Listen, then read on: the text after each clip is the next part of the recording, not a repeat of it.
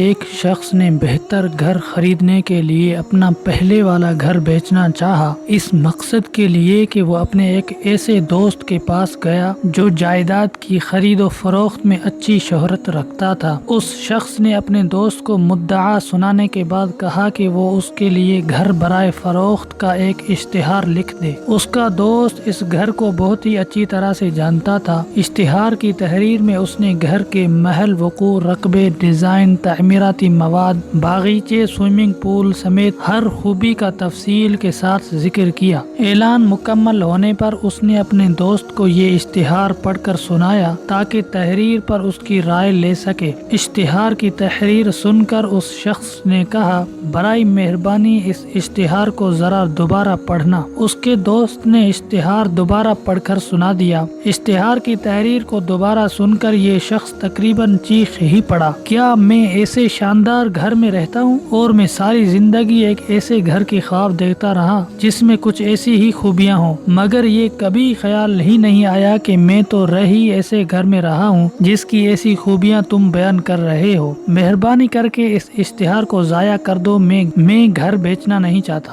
ایک منٹ ٹھہریے، مضمون ابھی پورا نہیں ہوا۔ ایک بہت پرانی کہاوت ہے کہ اللہ تعالیٰ نے جو کچھ نعمتیں تمہیں دی ہیں ان کو ایک کاغذ پر لکھنا شروع کر دیں، یقیناً اس لکھائی کے بعد تمہاری زندگی اور زیادہ خوش و خرم ہو جائے گی۔ اصل میں ہم اللہ تعالیٰ کا شکر کرنا ہی بھلائے بیٹھے ہیں، کیونکہ جو کچھ برکتیں اور نعمتیں ہم پر برس رہی ہیں ہم ان کو گننا ہی نہیں چاہتے۔ ہم تو صرف اپنی گنی چنی چند پریشانیاں یا کمی اور کوتاہیاں دیکھتے ہیں اور برکتوں اور نعمتوں کو بھول جاتے ہیں۔